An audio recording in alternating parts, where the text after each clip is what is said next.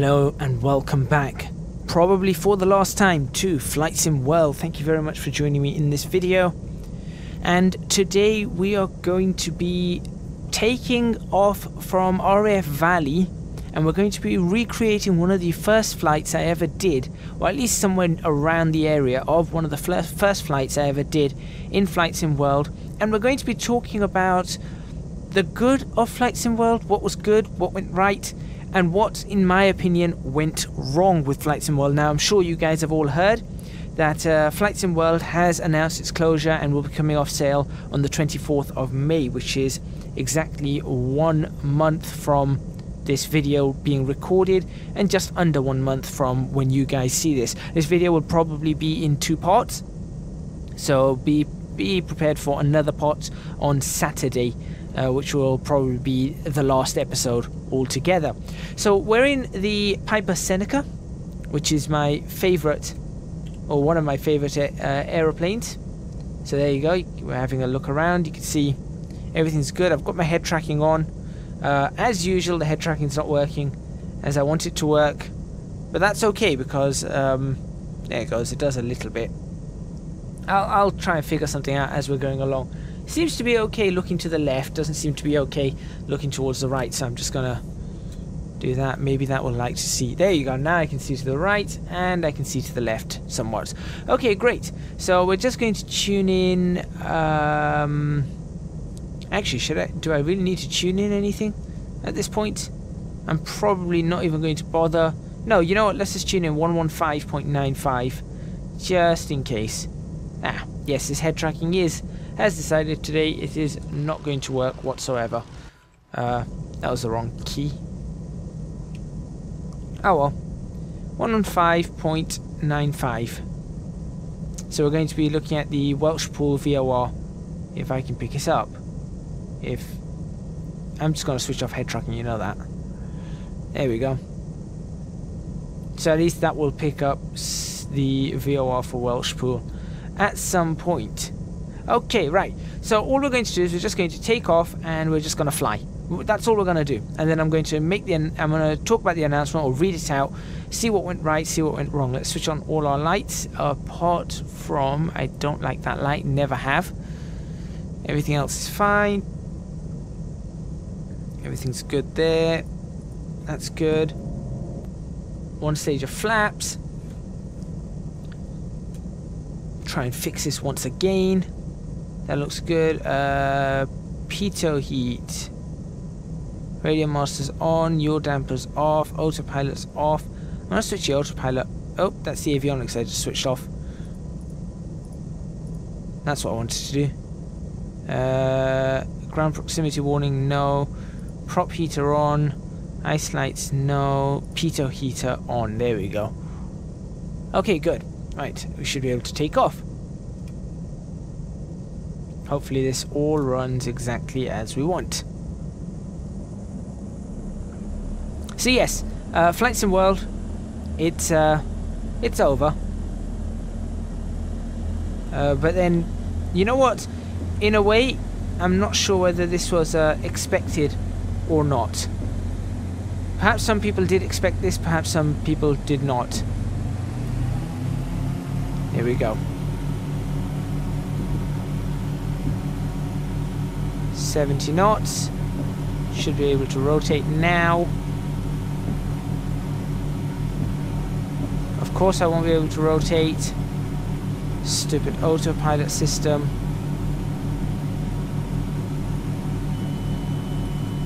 Decides to do it itself. Although that was a very interesting takeoff. I did not take the aircraft off. Gear up. That was not me taking the aircraft off. The autopilot's just done that for me. That was really odd. The autopilot decided, hey, I'll take the aircraft off for you, not a problem. That's fine by me. If it wants to do that, it wants to do that. Got a good rate. Good rate of climb. Alright. So the question is, where are we headed? We're headed into Wales, that's where we're going.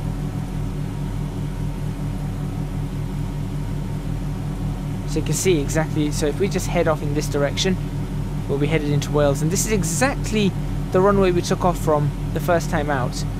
I'll climb up to, I don't know, let's climb up to 3,000 feet or so.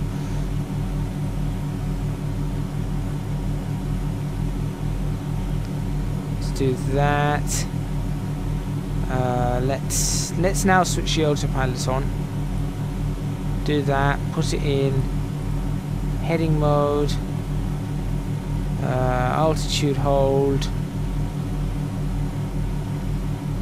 Ensure that that is set to not 2,000 feet. Let's go for 2,500, 3,000 feet.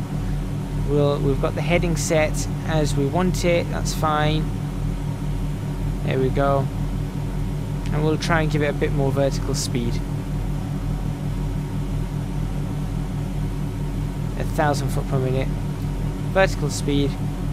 What's the altitude again? 3,000 feet. Absolutely fine. Okay, yeah. So, time to read that announcement now that my hands are off the controls. I feel like we need to climb higher. So I am going to, in fact, not go 3,000. I'm going to go up even higher. There we go, 4,000 feet. Okay, fantastic. Right, time to read out this announcement. So, from the official forums, from the Dovetail forums, this is what it reads. It is with great sadness that we announce the future closure of Flight Sim World. As you know, we always had a strong ambition to bring a new experience to the established world of flight simulation, one that deliberately overhauled both the flying experience and the graphical fidelity, offering new ways to fly. Unfortunately, after many detailed discussions, we regrettably don't see a clear direction that will allow us to keep to the development time we'd want, alongside the player numbers we need. So, slightly after a year since we first launched into early access, we have made the intensely difficult decision to fully scale back all future development on Flight Sim World and remove it from sale on 24th May. We're sure you have a lot of questions. We hope we've answered a few here. So now I'm just going to read the questions and answers for you guys to have an understanding of what exactly we had. I think I went through that valley the first time out. Actually, no, I didn't. I went through that valley. Huh. We might try that. We might try that. But, of course, I need to read all this out. So, what happens to Flight Sim World if I already own it? It will remain in your Steam library, available to play in its current format. Will the sim be taken off sale? Yes. We're working to the date of 24th May 2018. We want to give anyone who does not yet own a copy of the sim enough time to get a copy and keep it safe in their library for future play. What will happen to any add-ons? Add-ons will also come off sale, but those you already own will still also be in your Steam library. We hope you can give the team the respect they deserve for their tireless hard work to date. Please know that all of us here at Dovetail hold Flight Simulation, the creators of add-on content, and especially you, the community for this sim, in incredibly high regard for both your support and time with Flight Sim World. That's from the Flight Sim World team. So, interesting development. What can I say? What can I say apart from the fact that I'm in the caution zone at 209 miles an hour? What can I say about this?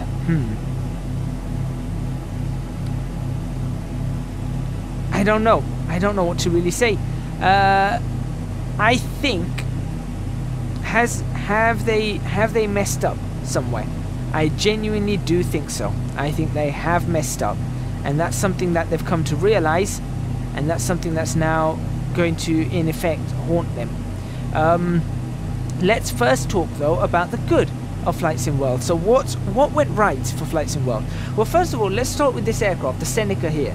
So this Seneca was the first one of the first that I tried in Flight Sim World, but it was also one of the first that I had in terms of when they put the new shaders on, the new PBR shaders. I believe this was the first aircraft I tried.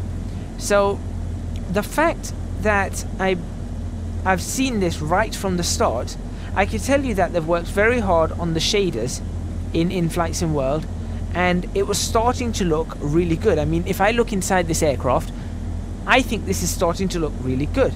It's very realistic, both in and out. Let's just have a look outside. Look at that. See? That's a pretty good look. It does look very realistic, and it's very, very enjoyable to be in. I mean, even if we look at that back out here. You see, it was very high quality.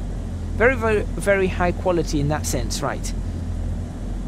I've not done this on autopilot before, so this is going to be interesting. I've always just flown this myself.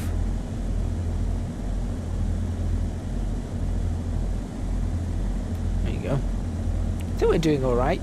Can we go even lower than we currently are? I think we can bring ourselves down quite nicely to 2,800 feet. Yeah, that would work quite nicely for me. Yeah, it was this that I went through the first time, and this is where I started to see what Flight Sim World might have been capable of by looking at the sort of, when I looked at the rocks and I looked around, I thought this is what it might be capable of, and that could be really, really impressive. So they definitely got the PBR textures on an aircraft right, as you can see. That was really good. Looking around, we've got True Sky, the cloud systems, if my head tracking would behave itself for once. You know, we had those cloud systems. Those cloud systems are pretty impressive. The volumetric clouds were really good. It was really, really nice to see. So that was something else that Flight Sim World definitely got right. And you can see that around there. You can see those True Sky clouds. As a matter of fact, I might just to demonstrate, I might fly into one if I can find one that's not too far away. We'll see. I might fly into that one if possible. So that was really, really good. How close am I to this mountain? Yeah, I'm fine. So they managed to get that True Sky working well. Now, of course, that True Sky was only an early update. It was going to build up from all of this and become far, far better. That unfortunately did not happen. So yeah, it's sort of like they started things and then suddenly it just all went pear-shaped.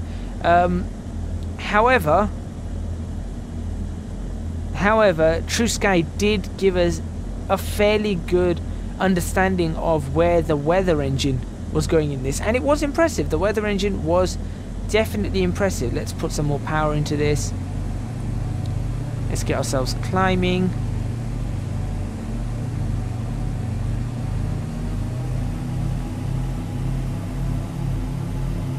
Three 3,500 feet should do the trick. Maybe a bit more.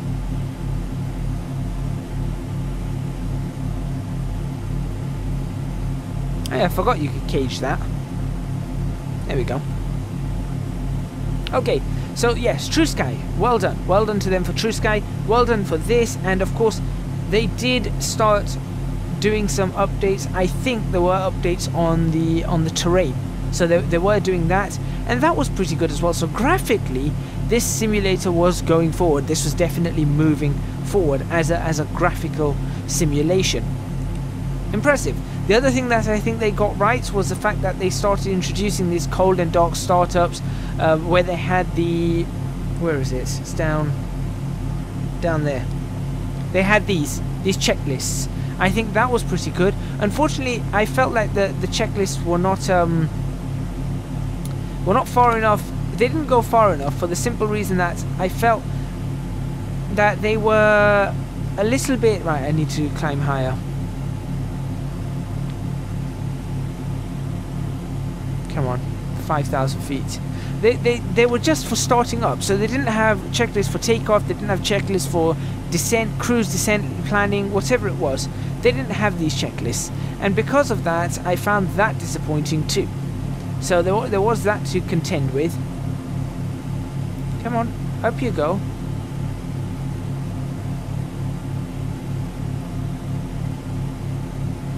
Up you go.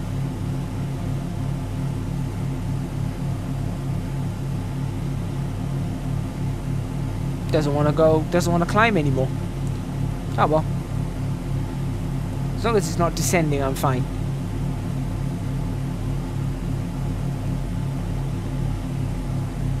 There we go. So that was pretty good, those checklists, but of course, again, it was just a small part of it. Felt like there were just snippets of what was to come. They were going, yeah, this is to come, and this is to come, and this is to come, and this is to come. And then, of course, this has happened and they're closing it down. So the things that they got right, again, the PBR shaders on an aircraft, as you can see, they're pretty good. Look, that was pretty good. The whole clouds and weather system that was being implemented with True Sky, they got that right. Well done. They got the checklists that were built in. That was pretty good. Well done there. So having checklists that were built in, that was good. The avionics systems, I'm not sure what to say about that, because I think they still required a lot of work. Why is this autopilot system suddenly not working? It's because I caged that. Shouldn't have been. Ah, there we go. Got it.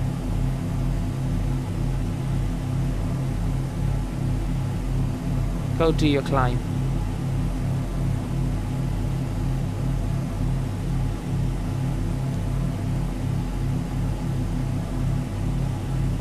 No? Don't you want to climb?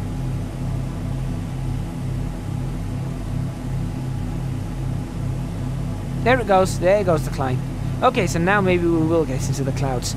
So well done to them for that.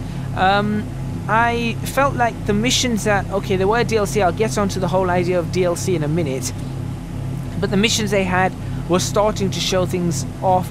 I think the fact that they started getting licensed aircraft. We saw Air France Airbuses landing.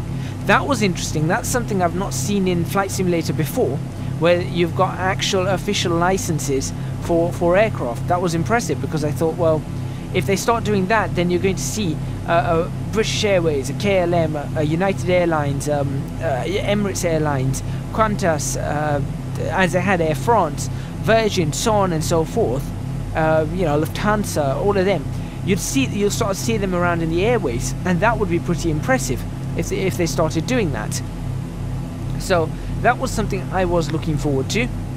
Unfortunately, that did not happen. So that definitely didn't happen again. There we go. There's a good example of the True Sky. You can see how we're going into the clouds, and it's all volumetric, and it really looks good. When True Sky first came out, it did have bugs, but it was very impressive. And again, it is still very impressive, especially now that a lot of the bugs are ironed out in the core True Sky element. So even when it's raining, the splatters of rain on the windscreen and everything, that was really good, because that's something we didn't have. This is an ESP based game. We didn't have that in Flight Simulator 10. So to have that in Flight Sim World meant that there was progress. It was moving forward. That was a really good sign. You know, to have all that was showing that we've got a simulator that's going to progress forwards. So, but that was all the good. Now comes the bad, and this is now where I'm going to start branching out into my own opinions. I'm going to start going, right, where did they go wrong, and why did they go wrong? Now they have said that one of them was the player base. They didn't get the players they wanted. I'm going to start with that one, because I think, in my opinion, I think it all revolves around that one crucial factor. If you can't get the player base, you are not going to be able to do anything, right? Look at that, breaking out the clouds. It looks really nice. It does look really nice. Where's the coast? Coast is just there. We're actually going to just follow along the Welsh coast, I think.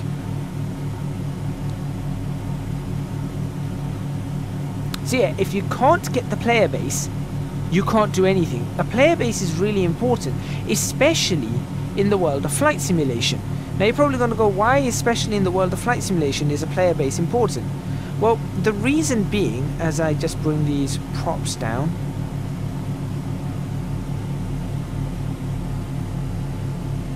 there we go, that makes it a little bit quieter. The reason that's important is because in a simulation, you've got a lot of die-hard fans, a lot of die-hard fans, and you've got to get them involved. You've got to listen to them, you've got to get them involved, and you've got to understand what they want, because this isn't like Call of Duty. Call of Duty, you can throw out a game and people are going to buy it. People will buy Call of Duty. Whether they like it or not, it doesn't matter, because they're gonna sell by the tens of thousands. This does not sell by the tens of thousands. Microsoft Flight Simulator sold because it had an established fan base, it had an established base with the ESP platform, and they've worked hard for a very long time. The Microsoft Studios, was it Ace Studios? Maybe, coupled with the ESP professional platform, worked really hard over a period of years. I came on the flight simulation scene when I was 8 years old. I think I was about 8 or 9 years old is when I first came across the whole flight simulation scene. And I don't mean flight games in general. I was about 5 years old. I was playing Afterburner, but I mean actual Microsoft Flight Simulator. You know, that's Flight Simulator 2002. Yeah, it was about 2002, and I'm looking at this. I've just turned 10, I think, 9 or 10, and I'm looking at this, and there is a game out there called Microsoft Flight Simulator 2002. My dad's picked it up, and he's playing this. He's playing this with a keyboard, no joystick then. Then I moved on to Flight Simulator 2004. I had my first joystick. It was a Cytec. Was it a Cytec? Yeah, I think it was a Cytec Gold, 3D USB Gold or something. Something like that. Or was it a Logitech Sidewinder 3D? Yeah, I think it was a Logitech Sidewinder 3D USB Gold. Something like that. So now I've got into this. I've already been in this for 2 years and I found it appealing. And the next iteration brought a lot to the table. So I thought, okay, 2004. 2006, Flight Simulator 10 came out, the last of Microsoft's flight simulators. And I'm not counting Microsoft Flight, because Microsoft Flight was not really a flight simulator. Even though I think it was based on the ESP engine, it was such a deviation from it, and that's why it failed, in my opinion. I think that's why it failed. It just deviated way too much from Flight Simulator. So we're looking at Flight Simulator 10, the de facto standard for 10 years. From 2006 to 2016, Flight Simulator 10 was the standard. That's where, and 2016 is where other simulators started surpassing it finally. Prepared got its act together after taking over, and people started purchasing Prepared for training and everything, and it started really surpassing Flight Simulator 10 in terms of the quality and everything they could produce. And all the developers had, you know, got on board with the likes of Prepared. X-Plane with their, is it X-Plane 11 now? So X-Plane 11, they're starting to develop that, and they had X-Plane 10, and people started paying much more attention to this and going, oh yeah, that looks pretty good. So, you know, there was that. Oh, come on, stop messing around. So that actually had a huge support. That's why people purchased the game. When Flight Sim World came off the back of what was it? It came off the back of Flight School, Dovetail Games Flight School, and Dovetail Games Flight School came off the back of the entertainment part. What is going on? This aircraft cannot maintain. What are you doing? Why are you doing this? Does this look smart to you in any which way? Stop there.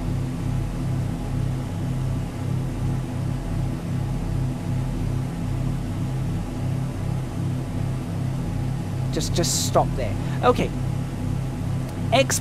Sorry, not X-Plane. Flight Sim World came off the back of Flight School, which came off the back of Flight Simulator X Steam Edition. Now, the Steam Edition was the one that Dovetail Games took. So they purchased the rights of Microsoft and of Microsoft Studios to maintain and update Flight Simulator 10. Now, I'll be honest, I have the box version of Flight Simulator 10. I've had it since 2006. I have no intentions of replacing it. I had no intentions of purchasing the Steam Edition. I'm not a big fan of Steam anyway. So I didn't purchase it. I did not purchase it. And a lot of people, I believe, wouldn't have purchased it. But for people who were coming in, they saw the name Flight Simulator and they thought, hey, look, Microsoft. I'm going to switch this off. I thought, hey, look, Microsoft. And that's why they purchased it, because they thought it's got that Microsoft thing. And Dovetail did a good job with starting to optimize things, making it run a lot better. People were enjoying it, and I thought, okay, this is starting to look promising from Dovetail. So that was a good thing. They did that. Then came Flight School.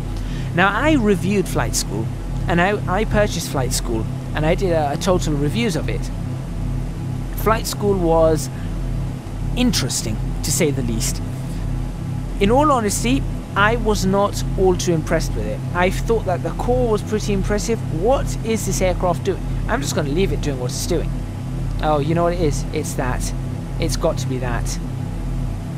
If that was caged. I've been playing around with the cage settings on that. There it goes. Yeah, I understand what it was doing now. So, Flight School was... I wasn't all too impressed with Flight School, I'll be honest. Now, that wasn't because it wasn't an impressive title. It was an interesting title. It brought something new to the table. Why I wasn't impressed is because I've already been flying for, at that point, when it came out, I'd already been flying for 10 years.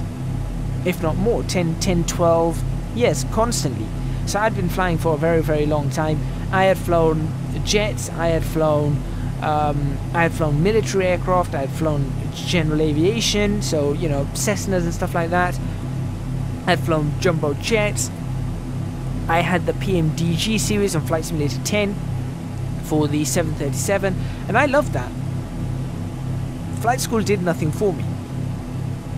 It didn't teach me anything new, it didn't bring me anything forward. And I thought, well, you know what, it's going to improve. This is just, to me, that felt like a tech demo. That's what it really felt like. It was a tech demo to show what Dovetail were going to do, and that was good. That was very good. I thought, you know what, it's a tech demo. For a tech demo, they are showing what they can do. Well done. Then Flight Sim World came out. Now, with Flight Sim World, it was basically, they upgraded Flight School and just went, hey look, we're going to add a few aircraft in, we're going to do this, we're going to do that, and then they had a whole list of things that they needed to do. But immediately they ran into three problems. I'm going to say three problems. Problem number one, Prepared. Prepared was out and it was doing really, really well. And I'm going to couple with problem number one, I'm going to couple Flight Simulator 10. Flight Simulator 10 at that point was still the de facto standard, right? Flight Sim World's come out, people are starting to move over to Prepared, people are starting to move over to X-Plane. This is now a good time to bring out a new title that does what Flight Simulator 10 did, but improves on things like performance, improves on things like graphics, performance, makes it easier to use, doesn't require so much configuration. That's what Prepared were doing. They were optimizing it for a 64-bit system. They were working on that with their, was it Prepared V3 was when they first went to a 64-bit system. They were working on that, they were improving it, they were optimizing it, they were optimizing that ESP engine to do what needs to be done. X-Plane were going, right, this is a good time, people are starting to move away from this old classic. X-Plane went, we can capitalize on that and show people that there was another simulator out for a very, very long time, and we can do everything Flight Simulator 10 could do and better. And that's what X-Plane went and did. Now, me, I still have some reservations about X-Plane. I'm not a big fan of it, but I respect it, and I am considering purchasing X-Plane to fly. I'm not a huge fan of it. I find some of the dynamics are not brilliant, but I find some of the things are very good. So, you know, I am considering that. Then we had, so that's the two problems. Prepared and Flight Simulator 10, still big, right? Prepared picking up from where Flight Simulator 10 left off, and X-Plane going, hey look, don't forget about us, we can do a really good job too. And they were doing a good job, and they were improving what Flight Simulator 10 had. So they were putting in volumetric clouds, they were putting in dynamic lighting, they were putting in performance updates. You know, you suddenly started getting 40, 50, 60 frames per second in highly detailed scenery areas, and even when you weren't, it was still smooth. They had that, they were getting rid of the micro stutters. You can see the micro stutters right now. You can actually see them. I can see the micro stutters in Flight Sim World. At the same time, Flight Sim World come along and go, we could do this, and you know what? respect to them. Respect that they went, that we could do this, because they genuinely could have done it, because they had the entertainment rights to the ESP engine. Lockheed Martin don't. Lockheed Martin make a professional simulator. It even says there, this is not for entertainment purposes. I fly to do learning. I don't fly for entertainment. I fly to have a look around. I fly to experience the aircraft. I'm not flying this just because I want to have a bit of fun. You know, this, for me, flight simulation is very, very serious. As some of you know, I have a degree in aerospace engineering. This is important to me. A lot of what I learned about avionics, a lot of what I learned about aircraft systems, I learned from flight simulators and studying flight simulators and reading up about aircraft after playing flight simulators. That is where I learned a lot of my avionics knowledge, a lot of my knowledge for pilotage, a lot of my knowledge for aerodynamics, a lot of my knowledge just understanding the construction and the design of an aircraft. So for me, this directly helped my qualification. This was a direct help for my qualification, and that's important. So along comes Flight Sim World, and actually, you know what? I'm going to move this over to a second video. That's what I'm going to do. So just I'll see you guys on Saturday, and we're going to see, where did Flight Sim World go from this.